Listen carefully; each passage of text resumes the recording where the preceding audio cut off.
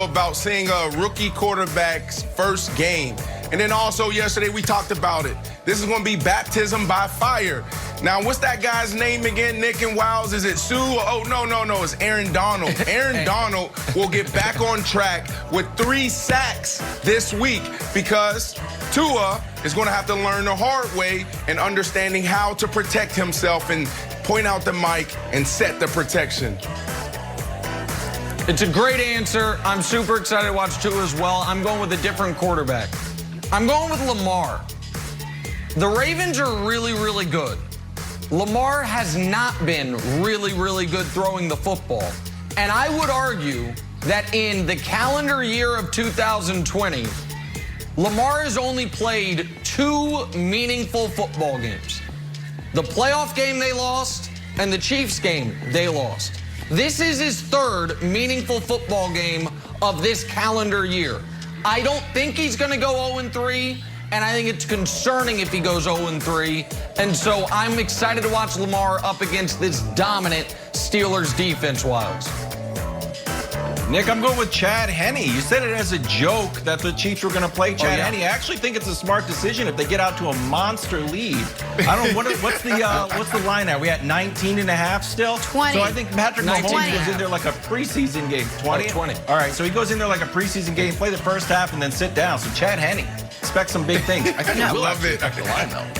That's the best answer. Andy Reid's a gentleman. He's not going to let the Chiefs jump out to that huge of a lead. But let us talk about those Chiefs. Mahomes and company, big favorite Sunday in their matchup with the winless Jets. I just mentioned it. Chiefs favored by 20. Not sure an upset is even a possibility with that kind of point spread. But Brandon, the team that should be on upset alert in Week 8 is blank. Bills, they have the Patriots and Wild. When's the last time you heard that the Patriots were underdogs and we're picking another team to be on upset alert? This year, 2020, can't get any wilder, but I got to go with the Bills here. I still believe in them. To me, they have everything they need to make a run at it. I know Nick is going to crush me for this, but I have to say Bills against the Patriots. Wait. I want to understand. Are you saying you think the Bills will get upset by the Patriots or the Bills will beat the Patriots? I want to make sure I understand. No, yes, no. So I think this, look, they can't win. They can't afford to lose 3 in a row. I still believe in this Bills team. The Patriots, who I don't believe in, can come in and win this game. They do have a nice matchup because of that running game that Wiles talked about earlier and also that defensive line who's non-existent. So they have a chance. Okay, all right. I'm going with, I think the Patriots are going to beat the Bills, but I'm going with, I think Seattle could get upset this weekend by San Francisco. There's a few factors here that concern me, but most notably is the discrepancy in how much football these 2 teams had to play last week. San Francisco had an early kick against the Patriots that they could really start resting guys and take their foot off the gas after 3 quarters.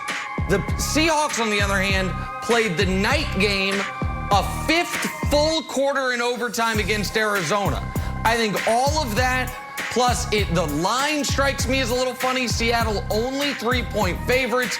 Feels like Vegas is begging you to bet on them. I think the Niners upset the Seahawks this week. I'm going with Mother Nature in Buffalo. Huge upset. Granted, it's going to be super windy. It's going to be super rainy. But about 3:30, when the Patriots win the game, watch out. Rays of sunshine emanating out of Foxborough, enlightening and making everyone happy on this dark October day. It'll actually be November. All right, well, I'm going to take your forecast and raise you one. The Patriots have lost 3 in a row, Wilds, first time since 2002. We talked about a rainy and windy setting for this game against the Bills. Patriots desperately need a win. Bills, you could say, desperately need a win. But, Brandon, the team that most needs a win in Week 8 is blank.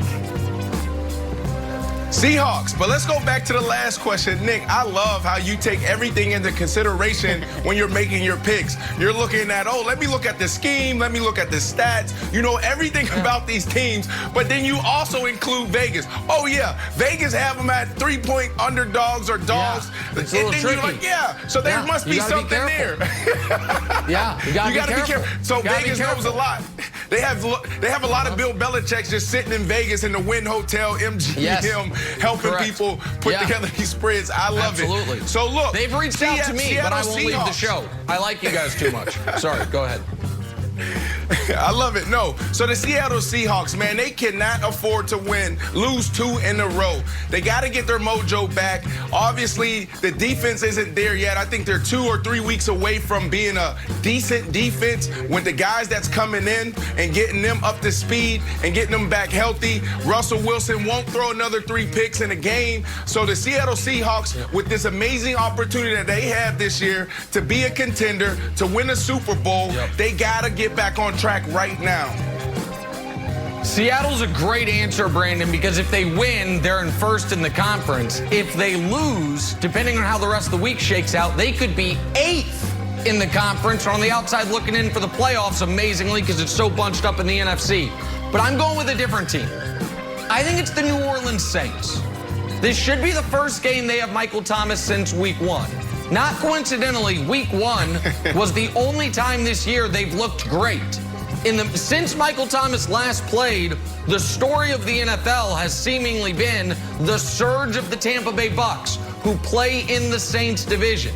So I think the Saints, just to keep pace with the Tampa Bay Gronkaneers, desperately need a win, especially if they're going to have Michael Thomas back on the field finally for the first time since September 11th, 12th, whatever the day that week 1 game was. So I think New Orleans, because all of a sudden Tampa looks like a potential 11-12 win team, Wilds.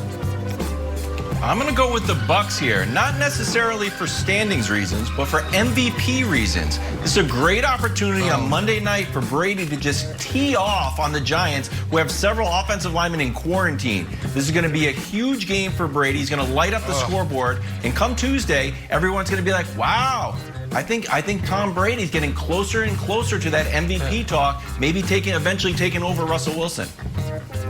Brady's never had a bad game against the Giants. I like it. Okay. Finish up. Let's finish up with Brandon Seahawks now. Russell Wilson in Seattle hosting the division rival Niners Sunday. It's on Fox. Russ, again, coming off that brutal 3-pick game against the Cardinals. Still the MVP favorite, though, as of right now, until, of course, as Wilds mentioned, Tuesday morning. So, Brandon, the player with the most to prove in Week 8 is blank. This is a good one. For the past few weeks, my guy, Nick, has been texting me, what's going on with Michael Thomas? Is this a story? I think there's something here, Brandon. Why isn't he practicing? He goes out to practice, then he goes back into the locker room. Something fishy is happening. So I'm going with Michael Thomas. Nick Wright called it a couple weeks ago. We got to see this guy back into football. He's too big of a piece for this team. And Michael Thomas, let's go, baby. Let's get back healthy. Let's get back right and help your team win ball games. 100%. It's very curious, the situation there, and we'll see if it gets silenced a bit if he has a big game this weekend against that great Bears defense. But I'm going to go with Carson Wentz. Sunday Night Football is Cowboys-Eagles, and I don't know if anybody cares about the game. It's amazing. I would have laid 5,000 to 1 against that the day before a Sunday Night Football Eagles-Cowboys game, we weren't going to do 6 blocks on it. Instead, it's getting mentioned here and not much else because both teams have been so bad. The Cowboys, statistically, are the worst team in the NFL, not named the Jets. Carson Wentz, statistically, has been a bottom 4 quarterback this year. Neither of those things would have been what you expected going into the season. And there's excuses for both. The Cowboys lost Dak. They might have hired the wrong D coordinator. Eagles' entire offensive line and receiving core is banged up. Carson needs to have a good game.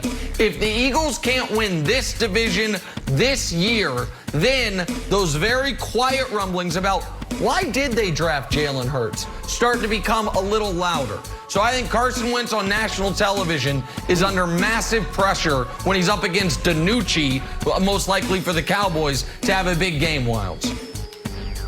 Vikings-Packers coming up. I want to show you the most interesting thing I saw on the internet yesterday. It's from Ben Baldwin, and it's an internet graphic. It's not made for TV, so you got to get very close to your television or follow Ben Baldwin on Twitter. This is second and long pass rate. Look, it's the play you need to make. Do not run the ball on 2nd and long. And look how good the Seahawks are doing. And then if you go way down, look at the Vikings. It's a terrible play. So I think someone in the Vikings organization is like, Coach Zimmer, did you see this? We can't be dead last. So if there's a 2nd and long play, they have to throw it. Mike Zimmer, courtesy of this graphic, you have to throw it. You got the most approved. Do not run it. You're going to be exposed via this graphic and Ben Baldwin. Wild spends an enormous amount of time scouring the internet. Big showdown in Baltimore Wilds is Sunday. very Big online. Ben versus Athletic Lamar. We'll break it all down next. First things first. Yes, he is.